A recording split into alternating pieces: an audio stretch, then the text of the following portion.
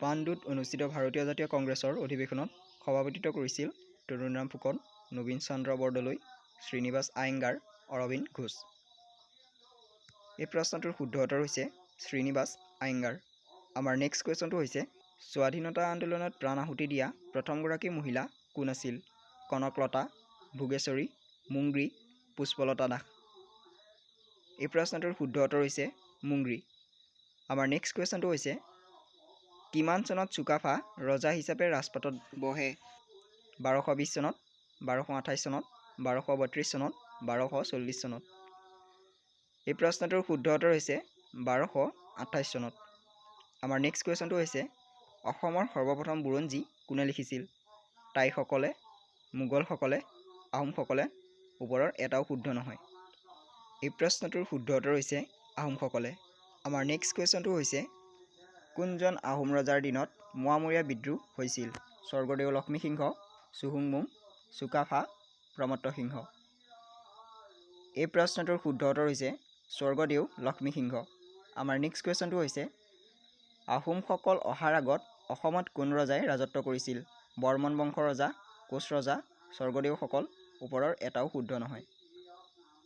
এই প্ৰশ্নটোৰ শুদ্ধ উত্তৰ হৈছে কোচ ৰজা। আমাৰ নেক্সট কুৱেশ্যনটো হৈছে শ্বিলং কেতিয়াৰ পৰা অসমৰ ৰাজধানী হয়? 1950 চনত, 1956 চনত, 1964 চনত, 1970 চনত। এই প্ৰশ্নটোৰ শুদ্ধ উত্তৰ হৈছে 1964 চনত। আমাৰ নেক্সট কুৱেশ্যনটো হৈছে অসমলৈ মানসকলক কোনে আনিছিল?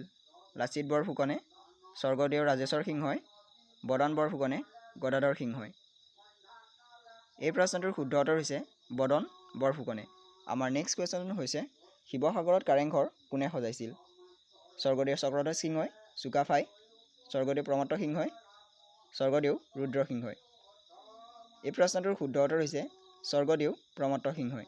আমাৰ নেক্সট কুৱেশ্যনটো হৈছে নামদাং নৈৰ ওপৰত কোন ৰজাই শিলৰ সাঁকো নিৰ্মাণ কৰিছিল? স্বৰ্গদেউ প্ৰতাপ সিংহই, মহাৰাজ ৰুদ্ৰসিংহই, লক্ষ্মীসিংহই। ওপৰৰ এটাও শুদ্ধ নহয়। এই প্ৰশ্নটোৰ শুদ্ধ উত্তৰ হৈছে মহাৰাজ ৰুদ্ৰসিংহই। আমাৰ নেক্সট কুৱেশ্যনটো হৈছে অষ্টক্লান্ত আৰু দীৰ্ঘেশ্বৰী দৌল কোন ৰজাৰ দিনত নিৰ্মাণ কৰা হৈছিল? স্বৰ্গদেউ শিৱসিংহ, গদাধৰ সিংহ, ৰত্নধ্বজ সিংহ, চক্ৰধ্বজ সিংহ। এই প্ৰশ্নটোৰ শুদ্ধ উত্তৰ হৈছে স্বৰ্গদেউ শিৱসিংহ। আমাৰ নেক্সট কুৱেশ্যনটো হৈছে দিহিঙীয়া ৰজা হিচাপে কাক জনা যায়? চুকাফা, নৰনাৰায়ণ, চুলিকফা, চুহুংমুং। এই প্ৰশ্নটোৰ শুদ্ধ উত্তৰ হৈছে চুহুংমুং। আমাৰ নেক্সট কুৱেশ্যনটো হৈছে হিন্দু ধৰ্ম গ্ৰহণ কৰা প্ৰথম আহোম ৰজাজনৰ নাম কি আছিল? চুলিকফা, শিৱসিংহ, চুহুংমুং। ওপৰৰ এটাও শুদ্ধ নহয়। এই প্ৰশ্নটোৰ শুদ্ধ উত্তৰ হৈছে চুহুংমুং। আমাৰ নেক্সট কুৱেশ্যনটো হৈছে আটাইতকৈ কম বয়সৰ আহোম ৰজাজনৰ নাম কি আছিল? চুহুংমুং, ৰত্নধ্বজ সিংহ, শিৱসিংহ। ওপৰৰ এটাও শুদ্ধ নহয়। এই প্ৰশ্নটোৰ শুদ্ধ উত্তৰ হৈছে ৰত্নধ্বজ সিংহ। আমাৰ নেক্সট কুৱেশ্যনটো হৈছে কোনজন অসমীয়াই ব্ৰিটিছৰ বিৰুদ্ধে প্ৰথম বিদ্ৰোহ ঘোষণা কৰিছিল? লাই কোঁৱৰ, গোমধৰ কোঁৱৰ, ৰাজেশ্বৰ সিংহ, ৰুদ্ৰসিংহ। এই প্ৰশ্নটোৰ শুদ্ধ উত্তৰ হৈছে গোমধৰ কোঁৱৰ। আমাৰ নেক্সট কুৱেশ্যনটো হৈছে অসমীয়া বুৰঞ্জীত ল'ৰা ৰজা হিচাপে কাক জনা যায়? চুকাফা, ৰত্নধ্বজ সিংহ, চুহুংমুং, নাৰায়ণ। এই প্ৰশ্নটোৰ শুদ্ধ উত্তৰ হৈছে ৰত্নধ্বজ সিংহ। আমাৰ নেক্সট কুৱেশ্যনটো হৈছে ধোদৰ আলি আৰু অক্কা আলি কোনজন ৰজাৰ দিনত নিৰ্মাণ কৰিছিল? শিৱসিংহ, ৰাজেশ্বৰ সিংহ, গদাধৰ সিংহ, ৰুদ্ৰসিংহ। এই প্ৰশ্নটোৰ শুদ্ধ উত্তৰ হৈছে গদাধৰ সিংহ। আমাৰ নেক্সট কুৱেশ্যনটো হৈছে শিৱসাগৰৰ শিৱদৌল কোনজন ৰজাই নিৰ্মাণ কৰাইছিল? প্ৰমত্ত সিংহ, লক্ষ্মীসিংহ, ৰুদ্ৰসিংহ, ৰাজেশ্বৰ সিংহ। এই প্ৰশ্নটোৰ শুদ্ধ উত্তৰ হৈছে ৰাজেশ্বৰ সিংহ। আমাৰ নেক্সট কুৱেশ্যনটো হৈছে বৰ্মন বংশৰ শ্ৰেষ্ঠ ৰজাজন কোন আছিল? নৰনাৰায়ণ, ৰুদ্ৰসিংহ, শিৱসিংহ, কুমাৰ ভাস্কৰ বৰ্মন।